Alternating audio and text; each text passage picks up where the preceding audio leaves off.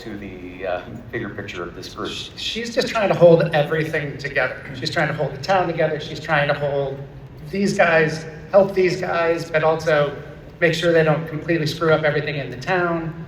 She's, in some ways we're playing with the old jurisdiction of like, we're the feds and you're the locals, only now it's like, you're terrestrial and we're extraterrestrial. So, but at the same time, you think she's a small town sheriff and she's a step ahead of them continually. Through the entire thing, she's always a little bit smarter than these guys. So, which is really fun to play with. And Kelly's just like, Kelly's not that big.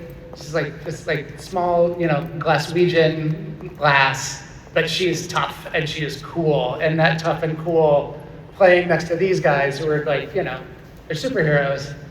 It's really fun, and she's so good. She's just so grounded. We never talked about any other person. She's the only actress we ever brought up. And you talk about 1 million people at different points, and it was like, well, what if we could get Kelly MacDonald? And then she actually said yes, so it was amazing. Great casting. She's fantastic. Aaron, you mentioned earlier, John being a Marine.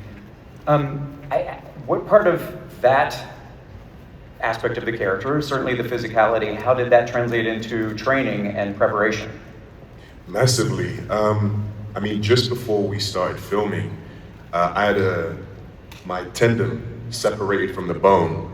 And my bicep went all the way up to my shoulder. And this was right at the point where I was at the point in the process where I was gonna finally meet Chris and Damon and Tom and everybody. And I remember my team gave me a call and they said, look, you have this opportunity. You are in the final, I can't remember what it was, final 2 or 3 at that point.